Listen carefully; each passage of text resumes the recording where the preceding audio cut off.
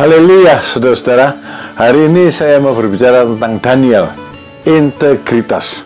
Hal yang menonjol pada Daniel adalah integritasnya. Dalam Daniel pasal 1 ayat yang ke-8 dituliskan, Daniel berketetapan hati untuk tidak menajiskan dirinya dengan santapan raja dan dengan anggur yang biasa diminum raja. Dimintanyalah kepada pemimpin pegawai istana itu supaya ia tak usah menajiskan dirinya. Saudara, integritas itu berarti karakter yang utuh, kuat, jujur, tidak mudah terombang-ambing, tidak gampang dipengaruhi, bahkan tidak dapat dipengaruhi oleh hal-hal yang bertentangan dengan kejujuran. Saudara, sepanjang hidupnya sebetulnya Daniel itu hidup di lingkungan yang buruk. Sebagai bangsawan Yahudi dalam usia muda, dia hidup di lingkungan istana Raja Yoyakim.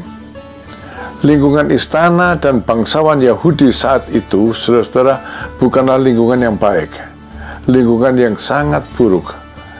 Mereka menyembah berhala, terlibat sihir, hidup najis, pembunuhan mereka lakukan dengan enaknya, melanggar hukum-hukum Tuhan, dan kemudian saudara, mereka melakukan banyak hal kekejian lain yang tidak disukai Tuhan.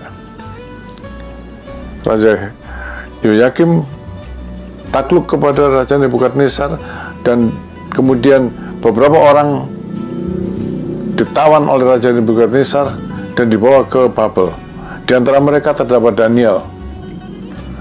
Usianya masih muda. Hidup sebagai tawanan jelas bukan lingkungan yang baik, lingkungan yang buruk. Kemudian dia dalam usia muda dibawa ke istana Babel karena memang perawakannya bagus. Dan hidup di istana Babel juga bukan lingkungan yang baik, lingkungan yang najis, penyembah berhala, sihir, dan sebagainya, tindakan-tindakan yang satanis, perdukunan misalnya, memanggil arwah, makanan-makanan yang najis. Dia tinggal di sana bukan dalam waktu yang singkat, saudara. Dia tinggal di istana Babel mulai zaman Nebukadnezar, dan kemudian disambung dengan di istana Media dari Persia. Selama kurang lebih 70 tahun Daniel tinggal di lingkungan istana. Hampir seumur hidupnya dilewati di dalam lingkungan yang buruk. Tapi Daniel tidak terpengaruh oleh lingkungannya yang buruk.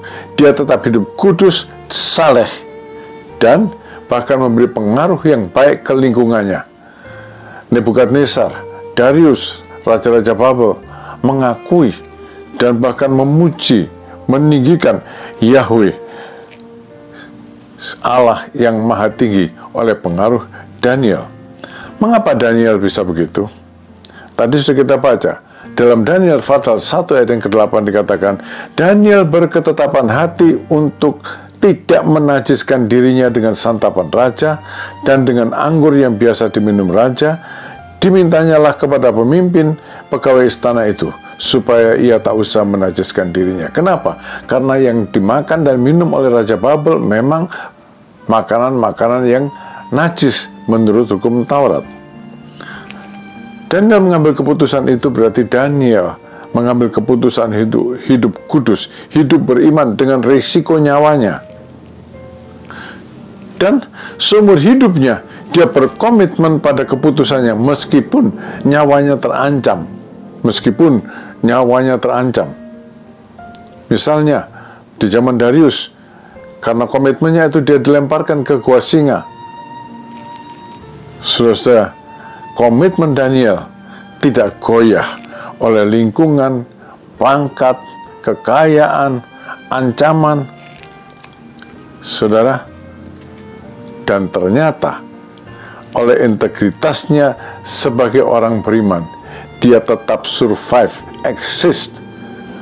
Raja berganti raja, kerajaan berganti kerajaan, tapi Daniel tetap di istana, bahkan tetap berkedudukan tinggi, sukses, dan menyebar kesaksian tentang imannya. Saudara, belajar dari Daniel. Orang yang berintegritas mampu bertahan dalam segala keadaan, sukses, dan mempertahankan kesaksiannya sebagai orang beriman untuk kemuliaan Tuhan. Di zaman sekarang banyak orang karena takut kehilangan jabatan, kedudukan, sukses, dia berkompromi dengan kejahatan. Contohlah Daniel.